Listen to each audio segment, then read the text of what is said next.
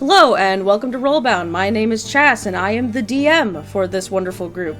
We're going to go down the list and everyone introduce themselves, starting off with Groove. Introduce yourself. Hello, I am Groove, and I am bound to the role of Chronoharist Mobius. Alrighty, and Allie. Hello, I am Allie. I am bound to the role of Charybdis Mobius. Alrighty, Minnow. Hello, my name is Minnow. I am bound to the role of Lady Reverie. Awesome. Mickey. Hi, I'm Mickey, and I'm bound to the role of Maria. And last but never least, Joey. My name is Joey, and I am bound to the role of Winfrey McNeil. I literally cannot help myself. Yeah, one of the guards' hands, he holds out a slip of paper, and he looks between everybody. And since Reverie spoke to him, he hands it to Reverie, and it has a number on it, and it says 27H, and then it says 326. This is to ensure that when you come back to check on him, that they're able to identify that you were the one who turned him in. Thank you. This is all very expeditious. It seems like you handle this sort of thing quite a bit. Oh, well, the bandits have been a little less frequent lately, but we can't tell if that's because they haven't been caught or because they've been less active. Regardless, it'll be taken care of with great haste. And the two that sort of seized him, kind of tug on him backwards and then start pushing him towards the stairwell that they were originally gone to. That they originally came from, I apologize.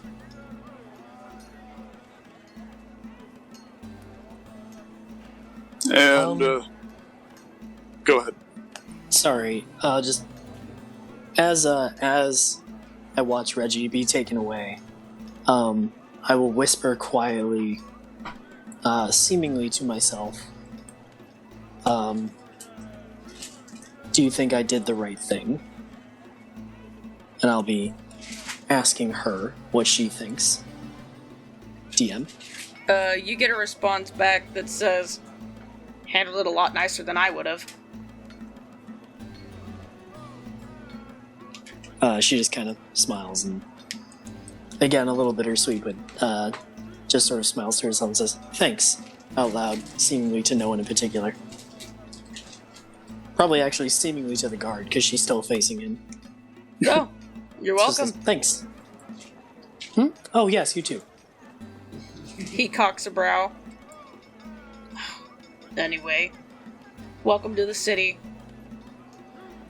Sorry for the interrogation, you can go on through. I have a question for you, actually. Yes, sir? Where can we find the Cat's Whiskers Cafe? Well, that's quite a ways up the city. You'll have to go through, you'll have to pass the Festive Plaza. It'll be just before Ember Marketplace. Can't miss it. It's a fairly large building. Its sign has a cat holding a mug on it. It's past Raylan's Apothecary. Very well.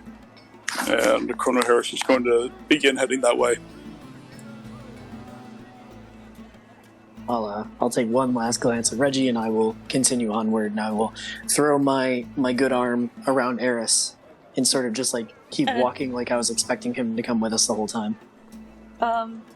He sort of gently pats your arm before lifting it off of him, but then make sure that he's not unsteadying you.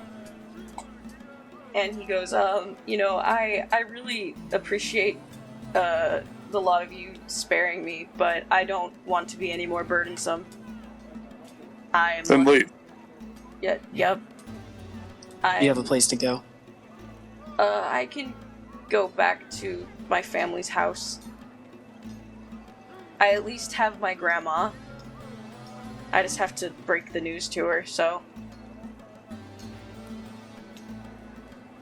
And where is your address in case we wanted to follow you later? Make sure that you're doing okay.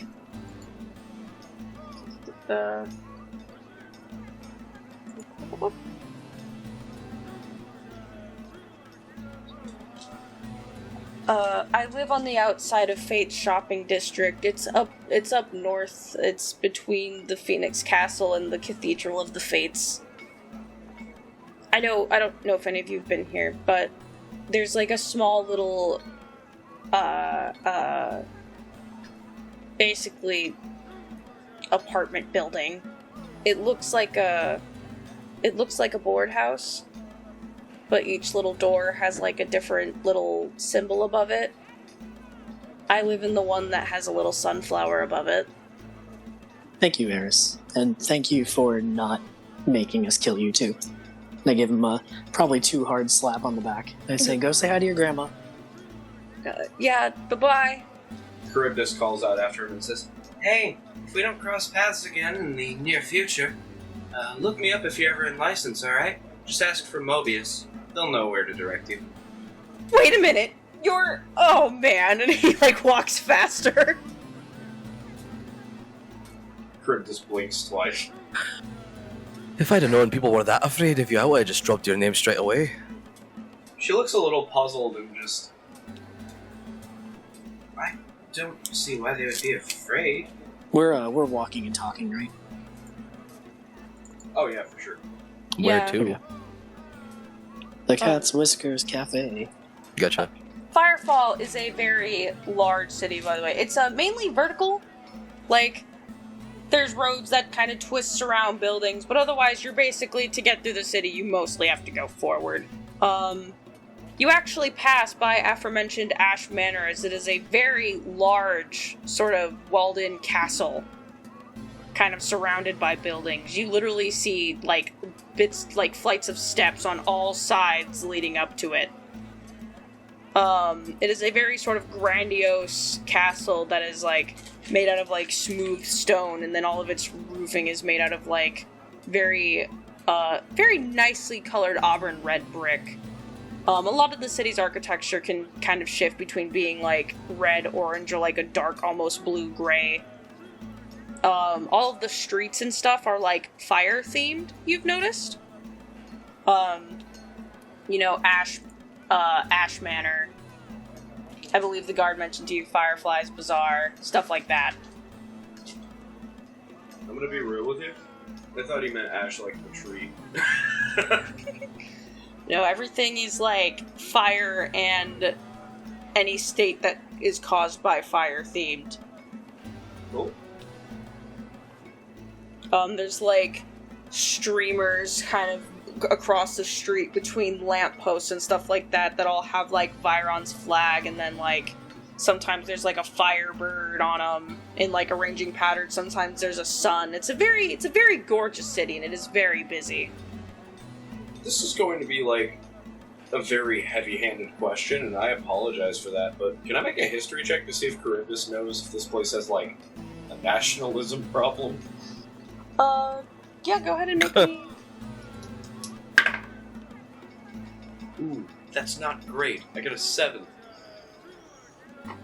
Yeah, you have no idea. I mean, this place just seems very enthusiastic about its own culture, but like at most, no one seems to be acting like weird or anything. It just seems like general city decorations. Charybdis just kind of smiles as she takes everything in and just out loud, to nobody in particular, just says, "This place seems nice."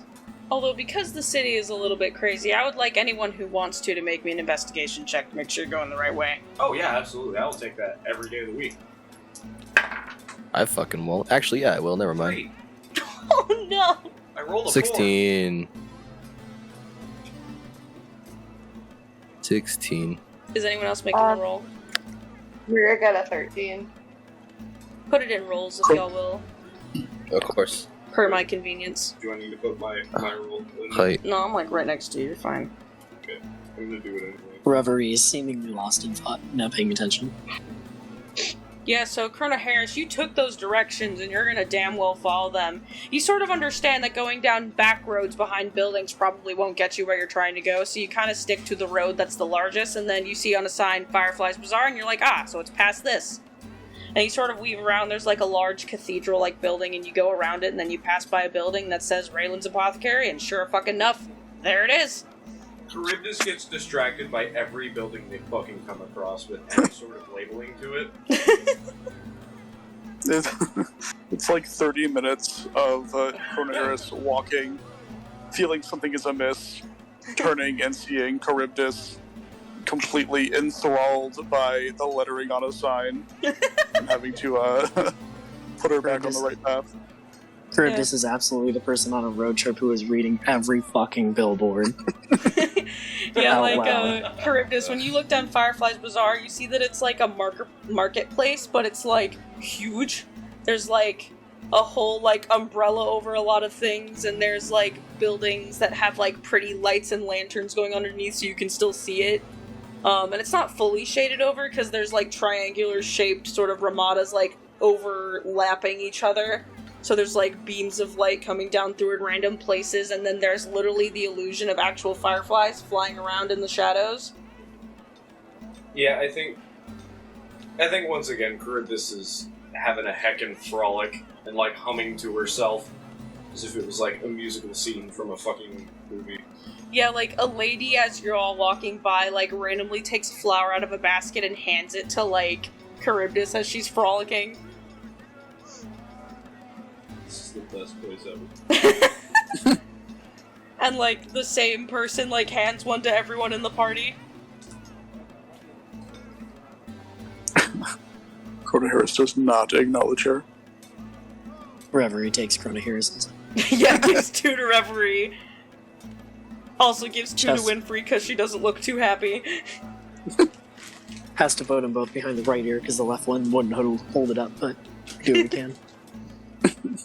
Anything that gets passed off to Winfrey because she's not festive enough is just going to go straight to Lady Maria. Maria has 3 flowers. Hell yeah, I think Miranda would just, like, playfully wink at the lady that gave us the flowers. That she takes them. Yeah, but after I wouldn't say a long while, maybe like 45 minutes of just kind of trying to navigate the city, maybe to an hour, you kind of like weave through around, and on the sort of edge of like where all the paving is, there's this very like cozy little building, that's a fairly large, it's like 2 stories tall, 3 stories, but like you can tell the 3rd story is like mostly just roof decoration to make it look bigger. And it has a chimney coming out of it. There's like vines and flowers growing up one side of the wall. There's bushes out front that are trimmed to look like cat heads. So it's like little hedges that are circular with ears. Whoa. And it has a door with black paneling, but then everything else is filled with blue stained glass that also has a cat on it. Wow. It's the only place where the theme is not fire. And they wanted everyone to know. But y'all have found it. Do you head inside? Open the door. Yeah, when you On open the floor. when you open the door, it is basically what we know as a cat cafe. It's very old-style, cute cottage core on the inside, but there are cats everywhere. Oh, Charybdis is going to be useless for this next scene. Like, DM, I would like to pet all of the cats. you know what? Charybdis, make me a charisma check. There's this face of absolute resignation on Colonel Harris's face. What is it? 14. Yeah, the DC was like 3. Okay. Yeah, so Charybdis, you walk in and you just pet every cat, and they all will just like see you and go, "Yes, pet me." I press digitation, the smell of catnip, and draw them all to me. Yeah, you do that, and like literally, they just come at you. Like, there's even a few little kittens in there, so you see them sort of like waddle up. There's some people that were petting a cat that go, "Yeah, fair enough." Charybdis speaks to each and every one individually as if they were her best friend. Yeah, get greeted by the person behind the counter who is also petting a cat who jumps off the counter to go greet Charybdis. The girl behind the counter is like a tiefling with like pink skin and what looks to be like ram horns, and she has like combed back braided hair, and she's wearing what looks to be like a traditional like French dress, like whenever you see like something marketed to be French and there's a lady on it, that dress. And she like waves and goes, "Welcome in." Hello. Chronoeris, you gonna walk past, turn to Charybdis. Can I trust you to keep these cats occupied? Oh, who's a good boy? Oh, you are. You're a good boy. You're the best boy. I could leave it in the hands of no one better. And he's gonna look for someone who looks like Saryna was described. Make me a perception check. Got it. Come on, baby. It's a 22. 19 plus 3. Yeah, so you sort of look around, and, like, you can see the second floor from here, because it kind of goes up into a stairway, and then there's, like, it's not floored in the middle, so it's kind of just, like, a border along the walls that is an upstairs area. And you see someone sitting at a table up top with a hood up over their head. And that just, like, stands out to you a lot. Yeah, Chronoeris walks up to the hooded figure. He says, "You're not particularly inconspicuous, Saryna." Oh. You, like, see her look up, and, by the way, Chronoeris, she looks very peculiar looking, because, you know what, you only saw the human torso when you were walking up, but her lower body looks like a lion. He blinks a couple of times And she's not wearing a shirt. Warning, because I just put a picture in the thing. She has no shirt on. She has a cloak, but no shirt. Oh. Is this a faux pas in this world? How do you mean? Like, being topless in public? Is that taboo? Yes. Not necessarily. Not if you're half fucking lion, I imagine. Yeah, for people like anything similar to a centaur, not really, or like I guess beast folk. So anyone Nothing's like similar. taboo for you because like- you're a lion. So like kobolds, tabaxi, dragonborn. Typically being like shirtless isn't weird, but it's also not like a statement either. Like no one's like, I'm a nudist. It's just like some people don't wear shirts. It's whatever. No, fair enough. Okay, yeah. And if someone does have a problem with it, you're a fucking lion. You really gonna tell the lion to put a shirt on? Yeah. Yeah, but she has Excuse me, ma'am. she has like sort of almost golden-esque skin, and she has like this sort of subtle orange hair that sort of fades in an ombre into golden at the tips. And she's wearing a brown cloak kind of around her, but you can still tell she's not wearing a shirt, and she, you know, just has a lioness body the rest of the way, and she's sort of like laying down front paws crossed over each other at a table, sitting on the floor instead of in a chair, because, you know. Lion. And she looks up and she lowers her hood very slowly and she goes, "Ah, hello. I recognize you." Have you prepared a place for us to speak? Yes, please. I hope there's enough chairs for all of you. If not, you can pull from the table over there. I made sure to get a large table, though. Which, like, she's right. It is a fairly large table set to be for, like, 6 or 7 people. It's just the chairs are kind of shifted awkwardly because she had to sit on the floor. Is there anyone else in here? In the upstairs area? No. Most everyone is downstairs because that's where the action is. That's where all the cats are. True. Alright, who's going to sit down with Saryna and Chronoeris? I'm there. I'm there as well. Got it. Oh. I think at some point Charybdis would wander in with like 4 cats.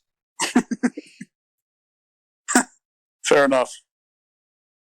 And Chronoeris will sit down and begin ritual casting Detect Magic. Well then. distributing cats to Maria, Reverie, and Winfrey. Maria will back away from you when you're trying to give her a cat. More for me. If that cat wants to keep meowing, it'll stay away from me. Okay, more for Reverie. Charybdis gives 2 cats to Reverie and then keeps 2 for herself. Yeah, y'all notice that there's Reverie. one cat up here with Saryna that's like a orange cat that's just sitting there accepting forehead scritches with a singular finger. Reverie looks down at her lap and is suddenly realizing that there are cats on it. And looks very confused for a second, but delighted. But doesn't hold on to them. She just like sort of lets them sit there, and if they want to fuck off, they can, but she'll give a few scritches. Oh, they And plop. then she looks up. Yeah, they plop. Okay, that's fine. She is content with that. You're ritual casting detect magic, so are we gonna sit here for 10 minutes, or are you okay if we go on without you? I mean, DM, can you ritual cast and talk at the same time, or is this a dedicated thing? What level spell is it? It's first level ritual. Then, yeah, you can talk. Okay, yeah. I So usually he's make fucking it around with like his book. third or more is where you can the higher the spell gets, the less you're able to talk. Okay, you just let me know when that's done. Yeah. And we'll say, you called us here, we received Trixie's message. Didn't give her any money, by the way, so what is your pitch? Oh, I was going to give you 20 gold each. I didn't think that you would, well, I didn't know if you'd even make my acquaintance. If I had waited here 2 more days, I would have just left. I think you misunderstand. You didn't give Trixie any money. Yeah, I realized that after she had left, she was so excited. Trixie isn't a child, so I shouldn't treat her like one, but she is very excitable. It was a horrible misunderstanding. I apologize if it led any trouble. Irrelevant. Why have you called us here? Well, for one, I would like to start off by thanking you for accompanying and agreeing to come meet with me. I'm sure it is a very weird circumstance. But there's something that told me that maybe the lot of you, no matter the connection or lack thereof you have, might be able to help me. And maybe in turn, I could help you. Colonel Harris just stares at her expectantly. Her? Is it her? Yeah, her. Okay. You see, I met with a little bit of a conundrum, as you might have known. Pardon my asking, how much did Trixie tell you, to save you boring re-explanation? She said Yeah. a wish for us. I don't know what that means, but it sounds cool. Yes, delightful little stars you are to be shown to me in a vision. She also said you acquired this wish through a potion that someone gave you. Yes. You see, I had an amount of money when I came here. I'm almost flat broke now, especially since I did offer to pay you all for coming and meeting me, but I met a young man who was an explorer, and I paid him most of my funds, really, to go find something that could do that for me. In all honesty, he told me that it was no problem to get, but I believe he was lying to me. What a strange man he was. I hope I'll see him again. Regardless, I didn't wish for anything extravagant because I knew I couldn't wish for my memory back. So I wished to find people that maybe would be able to help me. And I was sitting by a beautiful pond, and I saw all of your faces, every single one of you. I guess I should get to the point. Do any of you believe that some stories, even if fiction, have a smidgen of truth in it? Aye, definitely. gotta come from somewhere, they do. Yes, well, based on who I've asked, I believe that my homeland is considered a place that, well, doesn't exist. I can't quite shake the feeling that there is something a little wrong going on, but I woke up in the middle of the desert with a coin purse, a book, and a cloak. And all I remembered is a singular word, and I believe that's where I'm from. And I've used up any of my remaining money to try to hire those to help me. I've tried to have people give me back my memories. I've tried to, again, I got a hold of that wish spell after trying time and time again to get someone to revitalize my memory. They told me that all my memories are intact, as if I never lost any, but I don't remember a childhood, I don't remember a mother, a father. And I hired some very powerful people, and they were surprised I even had the money. I don't know how I got it. So I assume wherever I'm from, of at least someone of high status. I don't remember how to use most of my aforementioned, well, I must have been a magic user, except I can't recall how to use any of it. I'll do something on accident here and there, but I don't even recall how to use my powers that I allegedly had. Can I make a Right. check to see if this sounds like some sort of divine fuckery? Yeah, go right ahead. 6. You have no idea. But it's a cool story. And this book. Ah, yes. She, reaches in and takes it out and sets it down. And, she opens it, and a lot of the pages are, blank. But she kind of goes, oh, I flipped too far. And she turns back, and it looks to be a diary. And she goes, I assume this is my handwriting, but it's all basic stuff. Today I have to go clean the courtyard. Today, she just flips through and reads a sentence from each page, and she goes, today some little sprites got into my garden and ruined my lilies. I'm very upset about it. These are the only things gripping me to my identity. And then it says something on the last page you'll see here, and she flips through it. It says, Raryndel is beautiful today. I wish it was always this nice. But there's someone at the door. I must go now. And then she closes the diary and goes, that is the last entry in this journal. Now everyone I've asked has said that I am batshit crazy because Raryndel doesn't exist. And I've been to many libraries, and according to every library, it doesn't.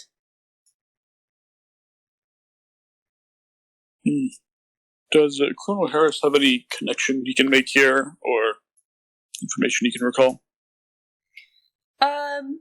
Make me a base intelligence check.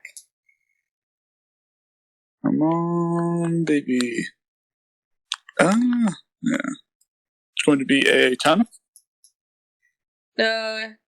As far as you know, Crona Harris, everything she said sounds about like everything you know. Raryndel doesn't exist. It's one of those lands for us, Atlantis. It's a fake place that has a story of how it grandiose disappeared forever ago, and it never existed to begin with. It's just a cool story that people tell to kids. Okay. And you want us to find your homeland? Well, that's the tricky part. I don't believe in making anyone do something they don't want to do. But when I made the wish, I wished for people that would help me find it, and also, that it was worth something to them as well.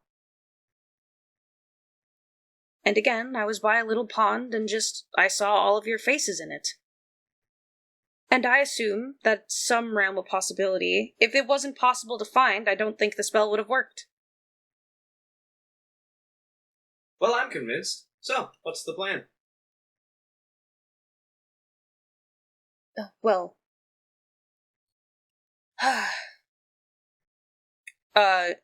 You see, Saryna sort of reach back behind the little pillow that she sit on, and she pulls out a map and unfolds it and sets it down and goes, well,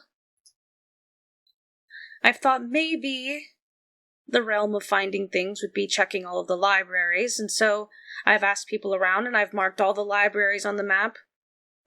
There's one in License, there's a few in Northreath, there's a few in Farwood, there's one here. I've checked all the ones in Viron, and again, all of them say Raryndel doesn't exist.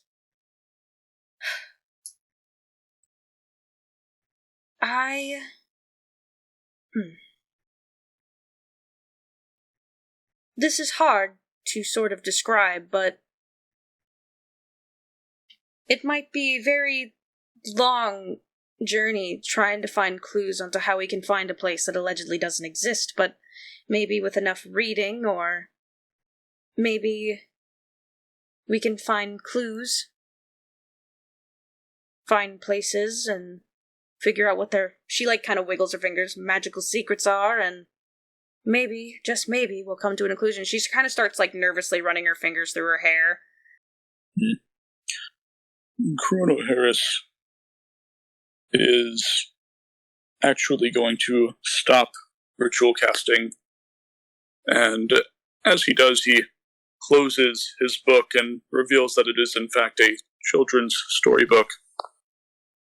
Clearly disfigured and written all over, but cohesive. And he slides it over and he asks, read this. Tell me if it elicits anything. Quickly. Chrono Harris just handed it the fucking very hungry caterpillar.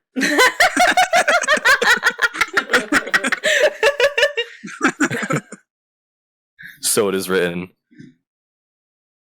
She takes it and goes, oh, yes, give me a few minutes, please. And she reads through, and you can tell she's, squinting at some parts to try to, read through Chrono Harris's notes. And, she, reads through it, and she, kind of hums to herself, and she goes, this is written a lot differently than any of the other books I've found about where I'm from. Tell me, excuse me, what is your name? In fact, what are all of your names? Chrono Harris. Our names weren't in that dream of yours. No, just your faces. Aye, Winfrey McNeil. Charybdis Mobius, at your service. Lady Reverie. You can call me Rev. Maria Day. Pleasure to make all of your acquaintances, truly.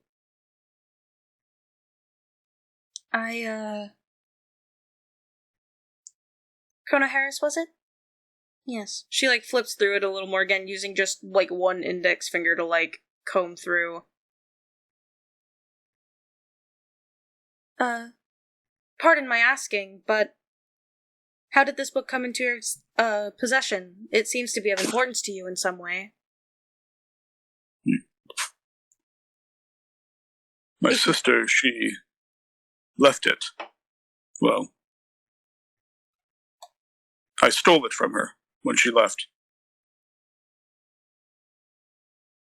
Your sister? It was. Yes. She read it to me more than once, so I assumed it was of importance, and yet it was left, locked in her room. Was there anything peculiar about it when you found it? When I found it, it seemed fairly ordinary. But, and as he turns the pages, he begins outlining certain parts of his notes. There are things hidden in it. Messages. Have you deciphered all of them, or is that a work in progress? Nearly all of them.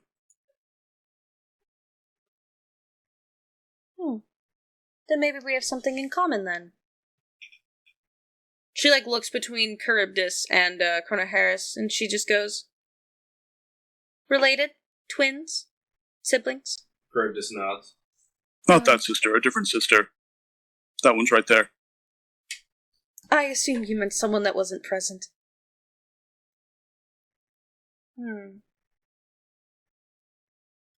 Well, at the very least, we all might have some common ground. I don't know about the other lot of you, but... Again, if you're willing to help me, it would be a lot of investigating and a very thought of many things, but maybe we'll have no certain answers, but...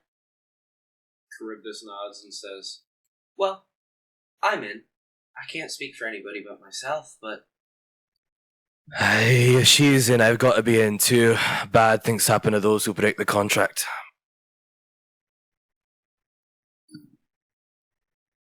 Colonel Harris looks expectantly to Reverie and Maria.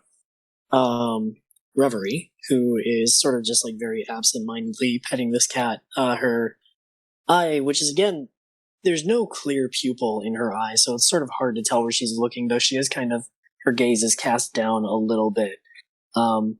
Pops her head up when she realizes that people are waiting for her to respond and says, "Oh, naturally." I am overjoyed, truly. I am. I would understand if a lot of you do not trust me, so please do not feel like I immediately believe that we are close in any way.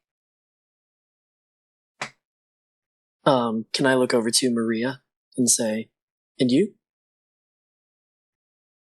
I'd love to have you come with us." Well, in all honesty, it kind of seems like a waste of time. But, seeing as I have about at least 300 years left, I don't see why it wouldn't be something I'm interested in. For the first time since Reggie walked away, for the first time since Reverie walked away, or fuck me, now I'm doing my own name. For the first time since Reggie walked away, you see Reverie, who had kind of like a sort of absent-minded smile, now has like a very bright smile on hearing Maria say that she'll stay. Says, "Well, I think that makes it pretty easy then. We have people here who are really good at investigating things, and then we have people here who are good on following up on those investigations. Yes, Besides, I have nothing else going on, and this sounds like an adventure." Investigation. Does this taps the book provide any sort of hint, or will we be going in blind? I assume we can't simply visit every library in the continent and beyond and hope that one of the books are related. Yeah, I do understand your point. I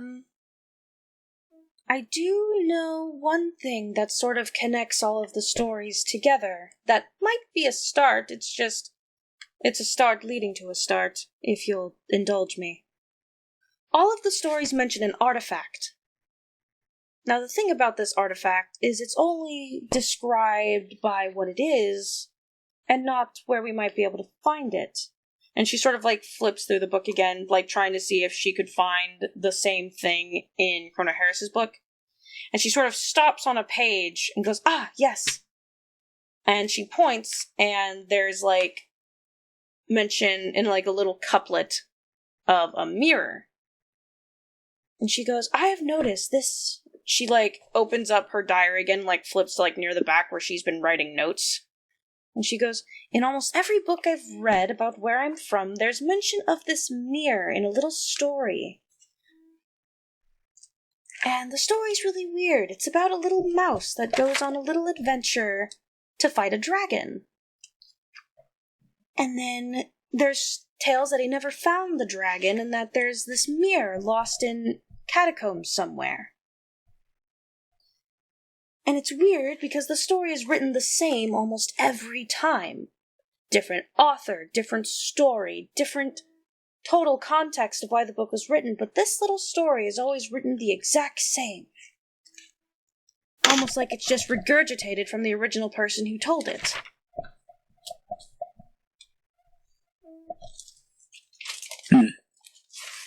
It mentions a mirror in some catacombs, but no relevant location. There's a little bit of information. It sort of describes the catacombs, which, if we take the different sort of layout of each of the lands here, maybe we can whittle it down? You know, come to think of it, brother, our family does have amiable relations with the Crowleys. And they seem to be into all sorts of strange things. The Crowleys? Who would that be? They're a noble family from where we're from. License. They're, spooky, to put it in a word, but, like, in a good way. I must apologize. I am not familiar with any of the nobility of this place. Another reason why I assume I am not from here. Yeah, that makes sense. But, I feel like, weird things in a catacomb might be right up their alley. They're also really good at magic, generally speaking. If we must, yes, but the last person I want to let in on this would be the Crowleys. Oh, don't be a stick in the mud, brother. They're very friendly. Yeah, Yes, that's the problem. You know that one of their youngest, almost every noble family has a generation that is around the same age as the two of you, being anywhere from the ages of 17 to 23. The Crowley family, their youngest member, who would be around a lot of you's age, is someone named Andrew. Okay. How old is Andrew? Andrew is 21. Oh yeah, Charybdis absolutely has had a thing with this man. Okay. And what do you mean by discover the layout of the catacombs? Research them specifically? How were they described? They describe to be very open and cavernous. There's no mention of snow, perchance, or ice, but it is mentioned to be cold. Which, because it's mentioned to be cold, I would assume not what is that country's name? It starts with an H. High Friar? High Frost? High Friar! Thank you. Yes, that's it. Okay. I don't believe it would be High Friar or even, well, I can't say for sure about Viron. But, it does describe it as very cold. Can, Colonel Harris extrapolate anything from this? Make me a history check. Can I help? I'm proficient. Yes, you can. Awesome. Baby. There's going to be a total of 18. So, Colonel Harris, while Catacombs doesn't fully narrow it down, you do know, for one, like your sister said, that the Crowley family, that's kind of sort of their thing. Yeah, their main front is that they sell a very expensive, fancy wine, but you also know that the Crowleys are just fucking weird, and they do own some mortuaries, that's their whole thing. Charybdis would also know that, Colonel Harris would also know that Charybdis and Andrew once had a date in the catacombs.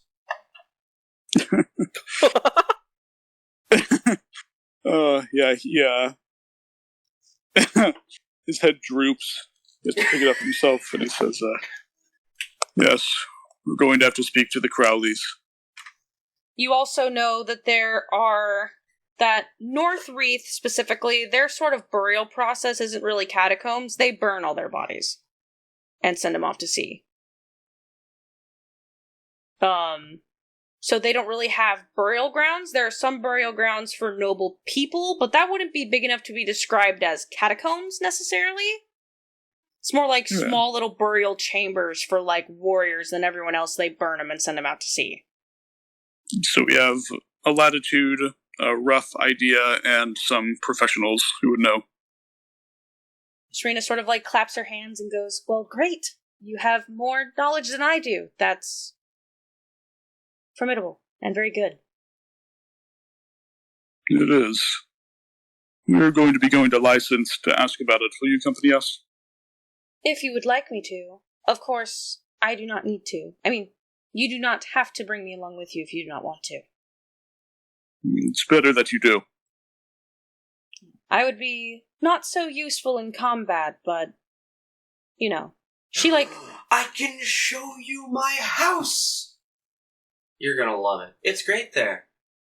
I suppose so. I guess I could have some slight of an intimidation factor. I guess she, like, lifts her front paws and, like, flexes her peats. And she goes, I guess some people find this intimidating. I thought maybe people would find it cute. Well, I find it cute. Not that you asked. No. Your She, like- lion claws. Well, yes, she stands up, and she's actually a lot taller than you would first expect. Because lion legs? No, Everyone's taller than me. But she's rather large. Like, she's a big lion girl. Is she large size?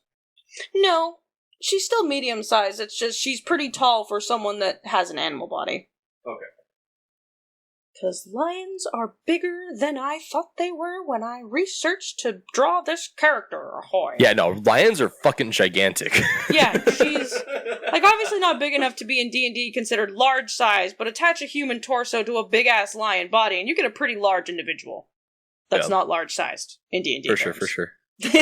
Well, because lions themselves are already about as tall as people are usually. Maybe a little smaller, depending.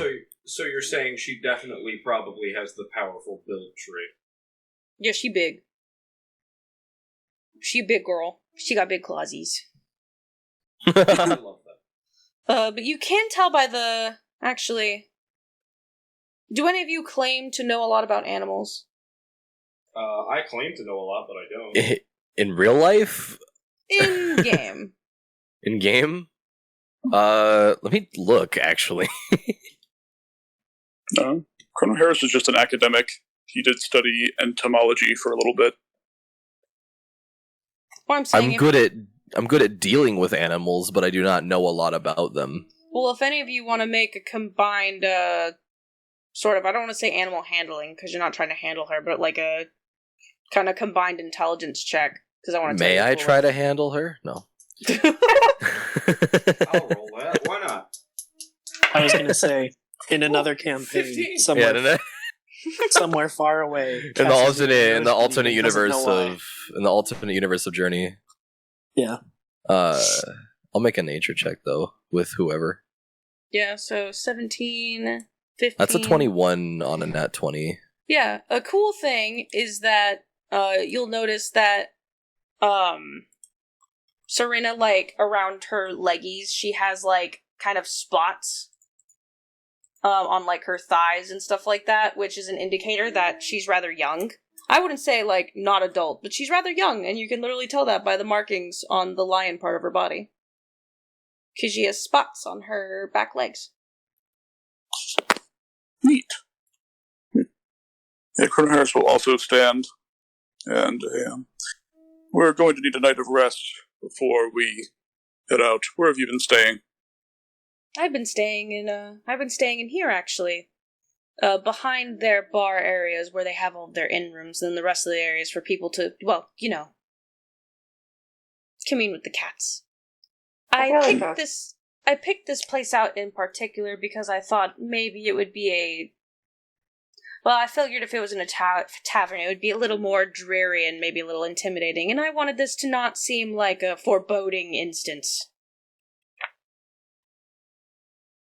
I did not want to make you think that I was your enemy by any expanse. I certainly don't feel that you are. Well, I appreciate that, truly. Oh, please, before I forget, she hands each of you 20 gold pieces. Hey. Nice. I'm raking this shit in. What time is it currently? Currently, let's say if y'all woke up at about, 8 in the morning. Have to remember my own clock. Noon is at 1400.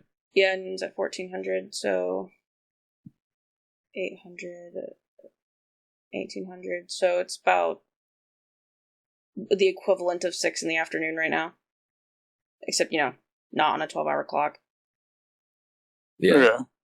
So, decently late, but not bedtime. There's another 8 hours until midnight, I think, right? Okay. 6 plus 8 is 14. Yeah. How will we be getting back to license? Will we have to take the on-foot route back, or I see there are ports. It seems like, well, not really. But what is the fastest or best way to return to license? Hey everyone, this is your DM speaking. I just wanted to explain that there was a very long, about 15 to 20 minute conversation about how the party wanted to proceed onward from here, discussing how they were going to get to license, and it was a very long and drawn out conversation that ended up being out of character.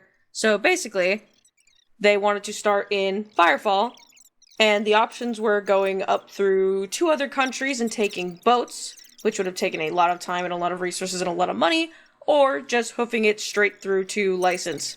So, the final conclusion was that they're going to rent or buy horses, as they will discuss here in just a second, and they're going to just go straight from Firefall into license to get to Snow's Reach. Hope that clears anything up. Thank you. Yeah. Where's that stable you spoke of? Bring me. Yeah, sure. She, sort of, adjusts the things that she moved to have to sit there and goes, follow me. Charybdis sadly puts down the cats before going with her brother. Do you need a horse, or Me? can you No. I cannot ride one. support weight, people? A little bit, yes. We also don't all need a horse. We can definitely get a cart. And then we can take turns steering, driving the cart and sitting in back there. I think that's a wonderful idea. We'll see. And yeah, so we get to the stable. What's the sitch? Horses, cart. Could we get a cart and have Saryna pull it? I don't know that we want our boss to be pulling our cart. That's rude. I mean, Reverie could also be there. I mean, she could, support one person's body weight, but not a cart and plus other people, no. At least not for very long. As funny as that is. Okay. I don't think I want to spend much time on it. Is there a cart available and horses to drive it? Oh, yeah, so the stable is, literally, just across the way from, diagonally from the diner. There's, a few buildings in between it, and then it's off sort of the edge. She leads you that way, and the stables are, half of it is, open stable where you can see horses, and then the other half is, a building proper that you can go into. There's, a half-elf, young man outside of the stables, kind of using a pitchfork to, move around hay and stuff like that. He's, sort of, pushing stuff around, and he sees the lot of you approach, and he, looks up and goes, "Oh, hey there. How can I help you today?" And he's, still distracted, pushing shit around. We need horses for 6 people. Well, no. A cart for 6 people and the horses to carry it.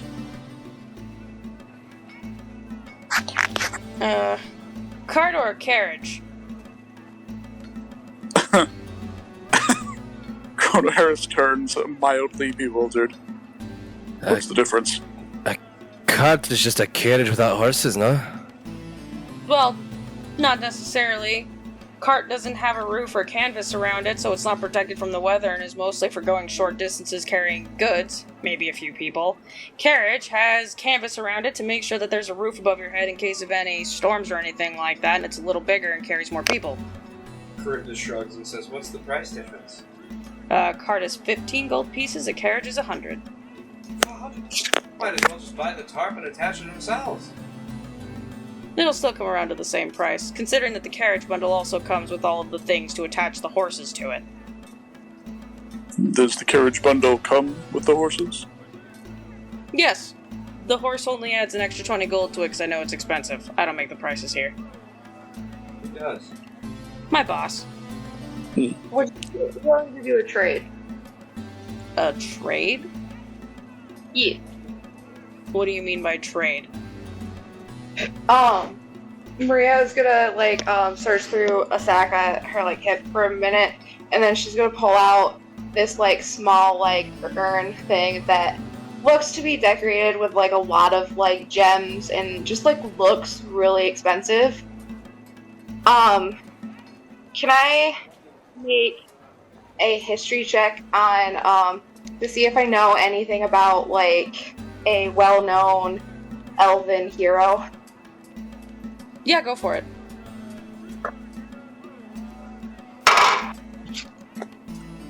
Okay, that's a 22. You do know that one of the previous kings of Farwood, King Demetrius the First, rather than second or fourth, he has been known for going into dungeons alone to get treasure and capture heroes that were previously lost to said dungeons. Or that's what the legends say, that he went in by himself and cleared whole dungeons by himself to rescue people. And again, a previous king of Farwood. Okay, she's gonna kind of hold it up and be like, it's rumored, I found this on my journeys, and it's rumored to have the ashes of a fallen hero that the king of, what was his name again? King Demetrius the First of Farwood. King Demetrius found and brought back. If the ashes don't really pique your interest, the urn itself is worth at least 200 gold.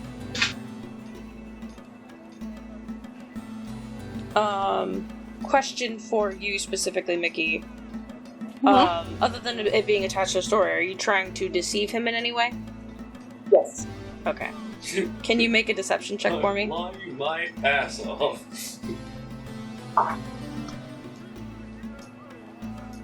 Colonel Harris would add guidance if he could. I mean, honestly, if you get above a 10, you've got him, because you got a 10 on insight. I got a natural 20, so that's gonna be a 26. 26? 26. Yeah, so he was chewing something and he spits it out onto the concrete, walks forward and looks at it.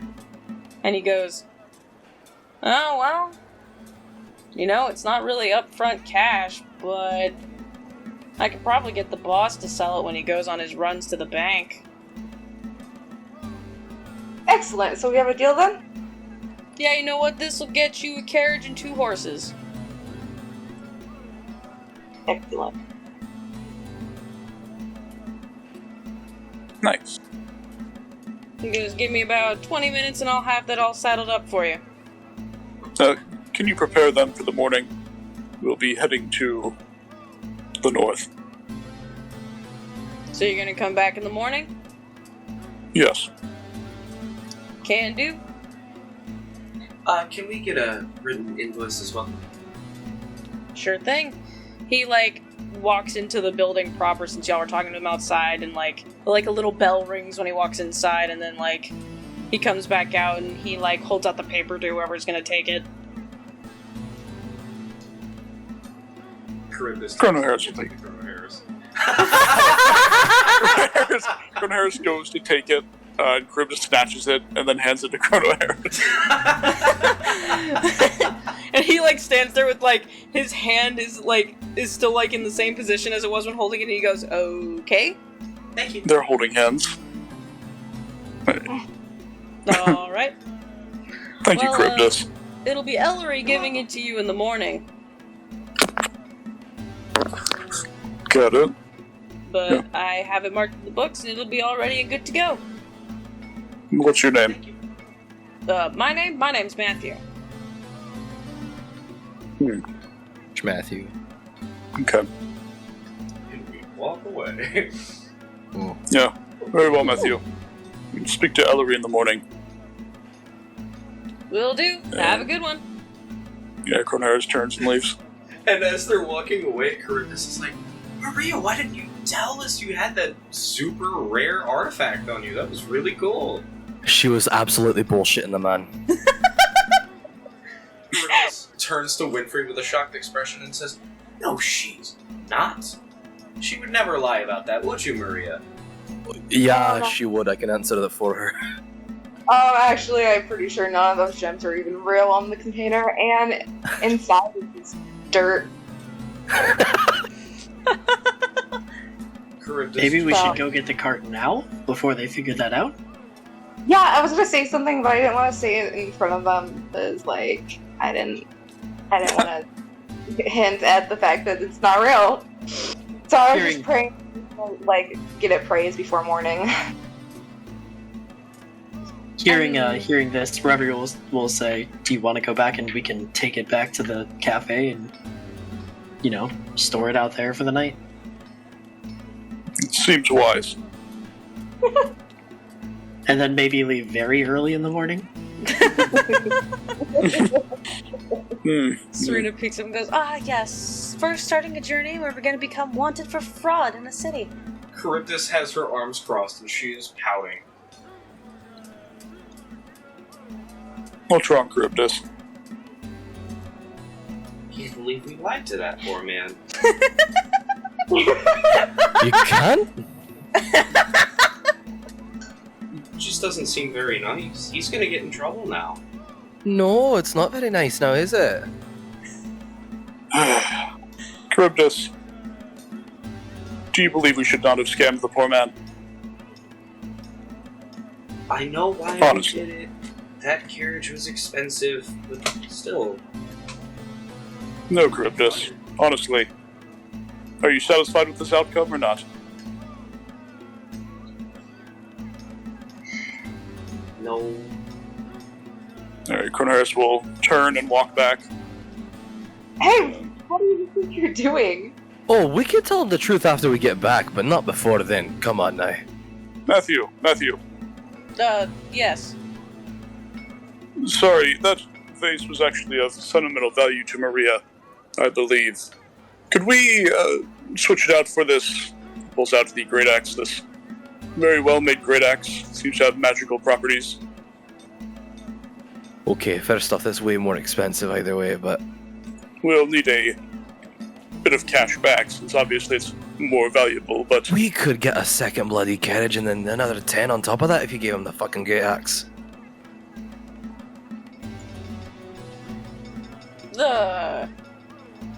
I mean, he walks back inside, comes back out with the vase, and then hands it over, and then, goes, sure, if you want to trade it out. Alright, yeah, how much would a +1 great axe be worth in this world? If it is priceable? By DMG prices, it's 400, and 200 when we resell it back. No, that... Really? Only 200? I believe you get half price when you're selling items. That sounds about right. Considering that also gold in my universe is valued at 100. If it were in dollar amount, 1 gold is $100.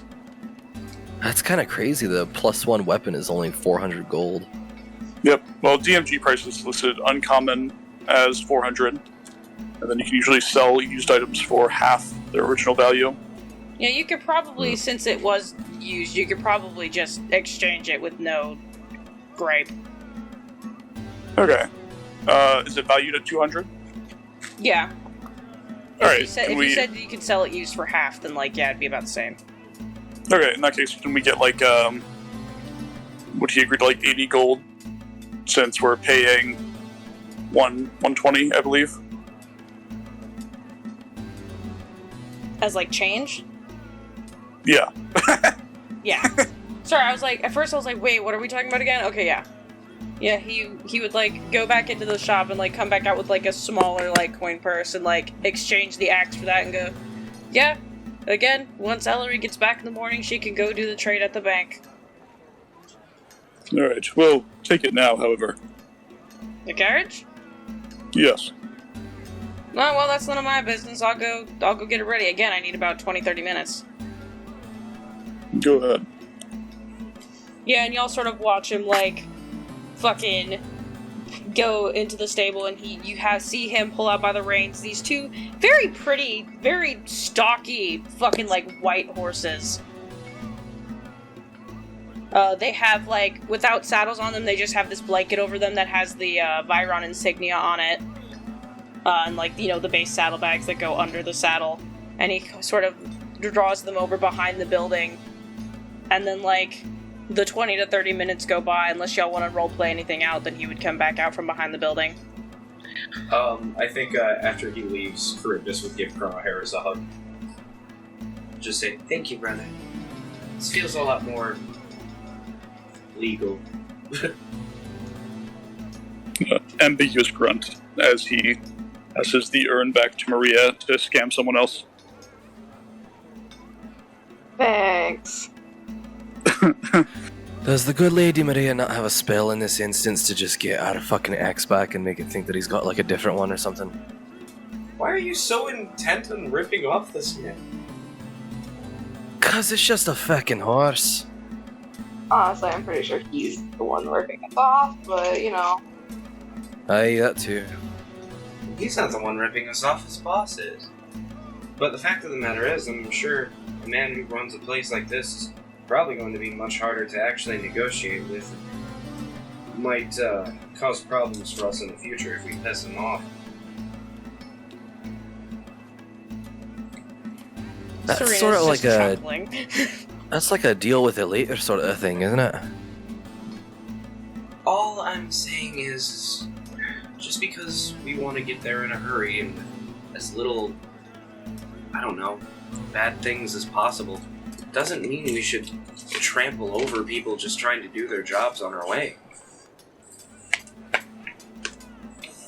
These are As far as I'm concerned, we're just a drop in the pond. I'm sorry, I cannot view it that way. We have a responsibility to be better than that. No, you have a responsibility to be better than that. I have a responsibility to see this job through, and then when it's done, never see you again.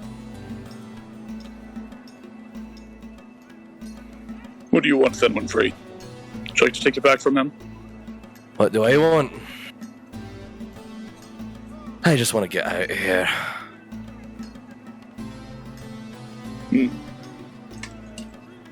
I'm not sure why you're complaining then. Just making things take longer than they need to.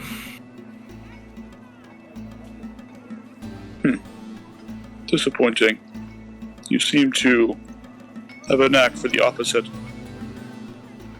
Oh, you can call me a contrarian if you want. I'm all about saving time and energy. We agree then.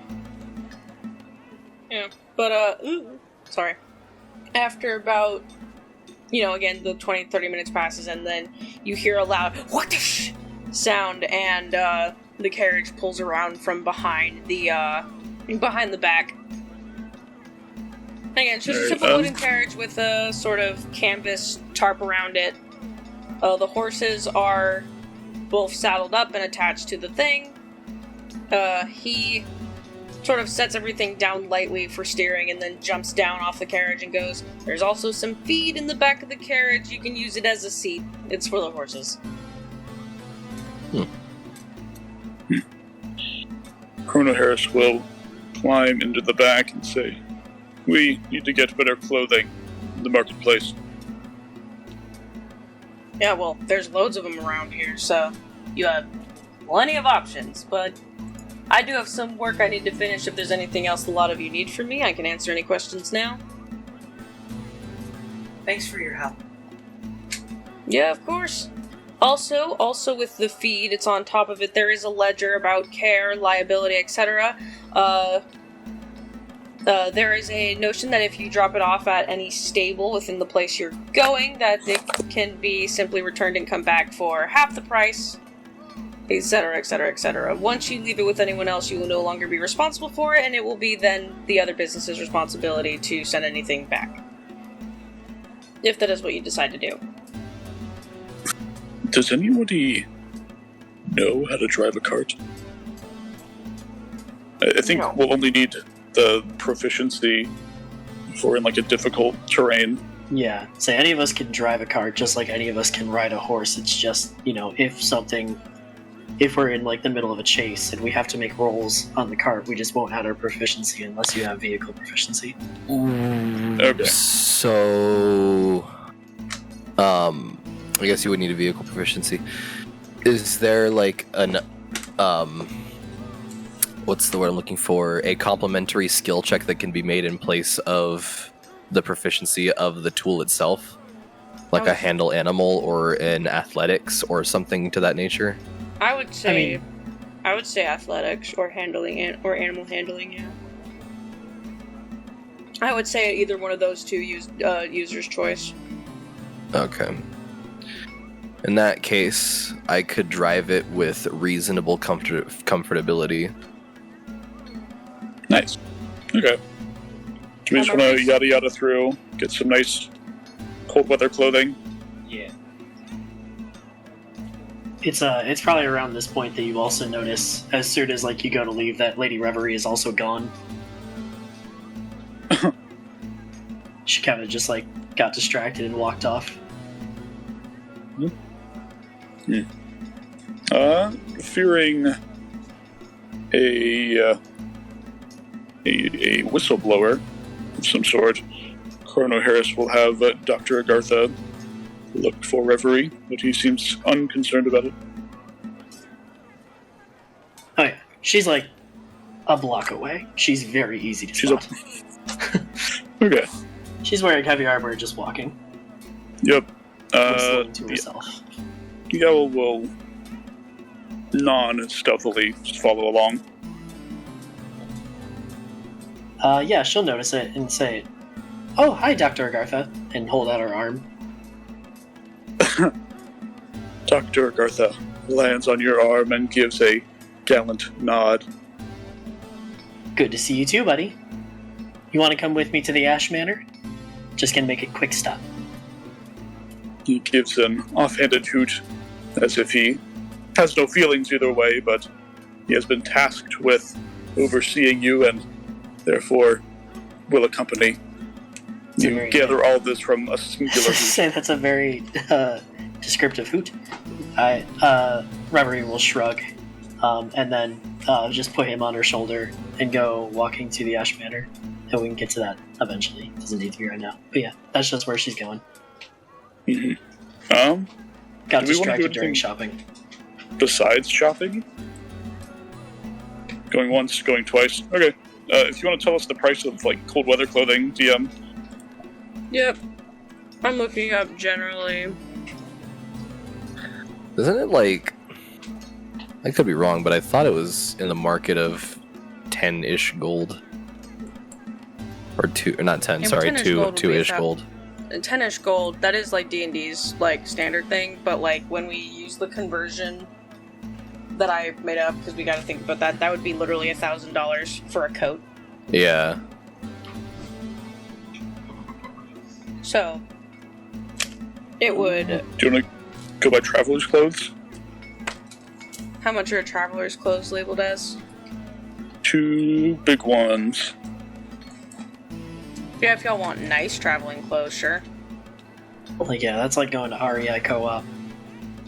Yeah, like basically, if you want Goodwill prices, it'll probably be a couple silver. If you want nice clothes that will last, probably about 2 gold apiece.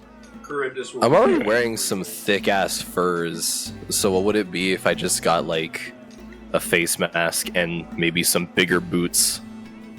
Probably about 5 silver. 5 silver? I can do that. Nice. Yeah, you're already wearing some pretty, like, cold weather inclined clothing, and I do recognize that, so. Oh, well. You're, like, literally draped in furs, so, like, yeah. you're probably a little snug right now. No? If nobody else has anything, I'd like to see what Reverie is going to do. Yeah, so Reverie, you're heading back to, Yeah, you think so? You're heading back to Ash Manor? I'm gonna certainly try to get to Ash Manor. You know what? Make me an investigation check. Investigation. 12. 12? That's good enough. Yeah, it takes you a little while. Like maybe you get some like resounding like hoots from Dr. Gartha going the wrong way again. No, you're still going the wrong way, again. Yeah. By the time she gets there, she has, like... She's already eaten 2 churros from street vendors. She's bought a hat. Just like little things. She got distracted for a while playing hopscotch and lost because, but yeah, eventually does get there. When I get there, I want to, and we can be quick about this. Essentially, I just want to check in on Reggie. I'll hand over that piece of paper they gave me. And essentially, I just want to make sure of a couple things. First of all, that he's being treated okay. If I can find out what their plan for him is, that would be great. And I also want to find out if anyone, because Maria's words are kind of ringing in my head, I want to find out if anyone actually gave a shit about, like, the information he had about these bandits. Or if they're just like, it's another thing. Yeah, if you wanna like yada yada through it and get basically what you'd be told, or if you wanna roleplay through it, that's up to you. No, I don't want to take up too much time, so yeah. So we'll say that for the sake of whatever, Reverie will spend most of her time talking with Reggie if he will allow it. And we'll just sort of, spend her time essentially making sure that he's okay, and also just listening to him like vent frustrations because being locked up was certainly not in his plan, and so she's just gonna empathize with that. But yeah, also wanting to find out those 3 things. Yeah. So first off, they've been treating him all right. He is very wanted. So he is basically spending. The update is he's going to spend the rest of his days in Fitzfell Prison in Aelincar. They did take his information, and they took it very importantly. He tells Reverie that he doesn't quite know if they're making a full-on plan to do anything about it, but they did take the information very seriously and, like, maybe a long-term plan of trying to deal with it. Like, obviously, maybe right now they're probably not going to handle it, but maybe a little later they will put that information to better suited use, is what he sort of inferred from it. But other than that, they just told him that he is going to be put in Fitzfell Prison in Aelincar and that he'll be transported in about a week. Can I also ask him, after a time of talking, where he's originally from? I don't know if we got that from him. He says that he is from Aelincar proper. Cause actually, I'll add this. When he tells you that he's going to prison, he doesn't say it that way at first. He goes, yeah, they're taking me home. And home means I'm going back to Aelincar, but in the form of being held in Fitzfell Prison. Okay. Can I ask him if there's if there's anyone that he wants me to, send his love to, anything that he would like me to take care of for him? He says no. He said there's no one alive that wants to hear from him, in no uncertain terms. Do I believe that? Is there a bittersweet thing behind that, or is he very much like, I have no one? He's pretty sure. You kind of get the idea, like, there's not even need to check for this, you kind of get the idea that anyone alive who knows him doesn't want anything to do with him, and he's well aware of that and has accepted it. Okay. Well, after spending a little bit of time, just sort of, speaking with him, making sure he's okay, I'll probably actually spend like a few hours there, if they will let me. And just being aware that, he doesn't have a lot of friendly faces ahead of him. And when I eventually do have to go, I will try and ask, or at least bring up the fact that, like, he has been extremely helpful during all of this, and see if there's anything that can be done about shortening his sentence, but, like, Reverie is also realistic about it. Or if there's, like, someone she could petition or talk to.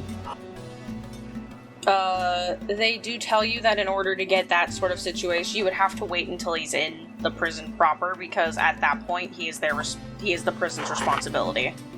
Okay. So he hasn't been officially sentenced yet. He's just being sent there to be sentenced, but everyone kind of knows what it's going to be. Yeah. It's basically like this guy has multiple murder charges. He is a escaped war criminal, basically. And like he's being held, like he's being detained right now, and then everything officially will go down when he gets to Aelincar.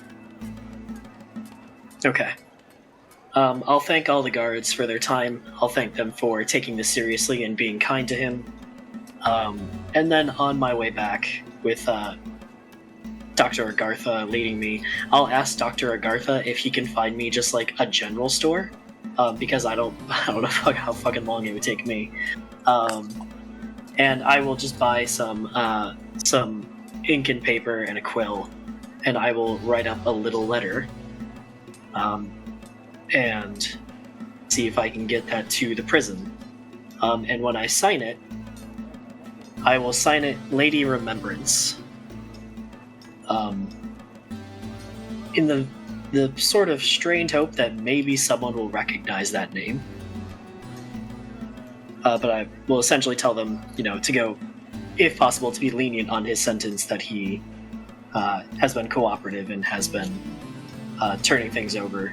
And that I will also list that I should be set up as his point of contact if anything happens to him or if he needs anything. Alright. Actually, better yet, I will say, if, point of contact, I will put Lady Reverie, but I will sign the letter Lady Remembrance. Alright, fair enough. And then I will use the owl to eventually make my way back in the cool summer air of night. Nice. Yes, so for you it would probably be, do you also get yourself some warm clothes while you're out, Reverie? Oh, absolutely not. I forget. I do come back. Let's see, what do I come back with? Hang on, I'm going to the trinkets page real quick. Oh no.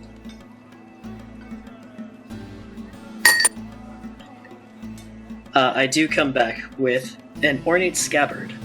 Doesn't fit any blade that I've seen, but I have it. Someone told me that it was a very important thing, and having seen what it looks very ceremonial and beautiful is the important thing, and having seen what Maria did earlier, I will give it to her as a present when I get there, and I'll say, this belonged to, some great king from hundreds of years ago that was killed by, I don't know, demons, why not? And I'll hand you an ornate scabbard.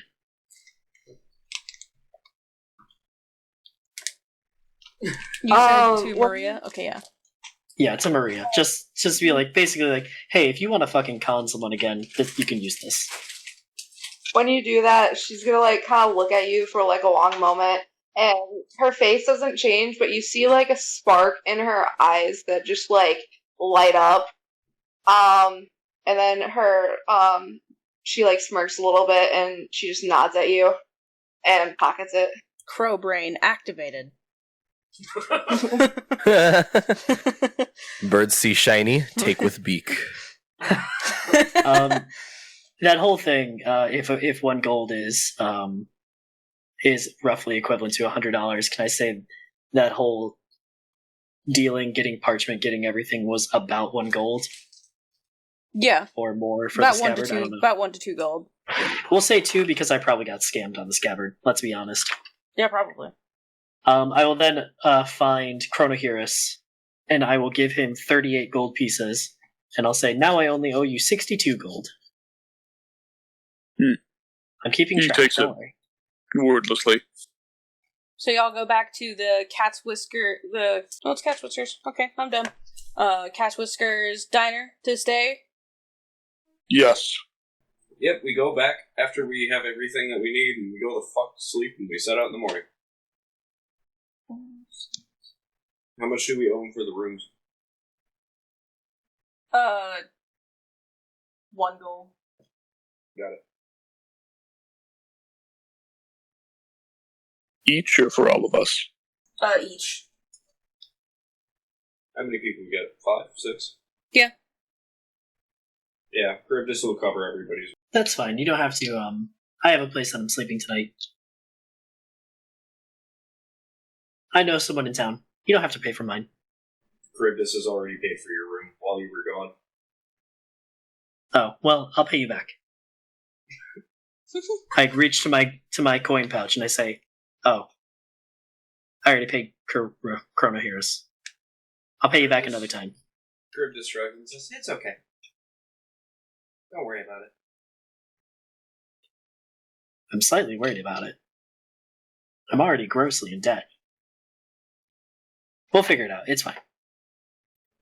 Saryna chuckles and goes, well, I guess I will go retire, but it was nice meeting a lot of you, first time.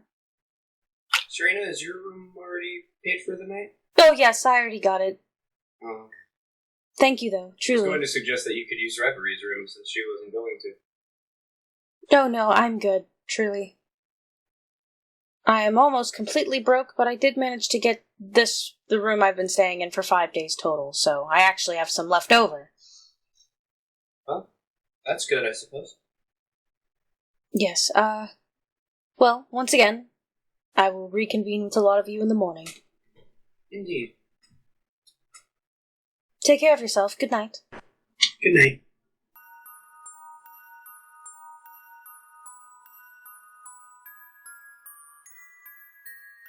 What a strange group of individuals. I really hope they'll be able to help me, and maybe themselves. Hello everyone, I am Lady Saryna, and thank you very much for watching the 11th episode of RollBound. RollBound's episodes will premiere every Monday on YouTube and Spotify. Be sure to follow us on Twitter, at RollBoundPC, for more updates, TTRPG content, and most of all, memes. RollBound's content book, Chas's Guide to Kelmer, is also in the works and set to debut in late 2022 to early 2023. Updates about that also on our Twitter. Hope everyone tunes in next week as the party parts from Firefall to embark on their journey to License to meet the Crowleys and hopefully get a head start on this mystery. See you then.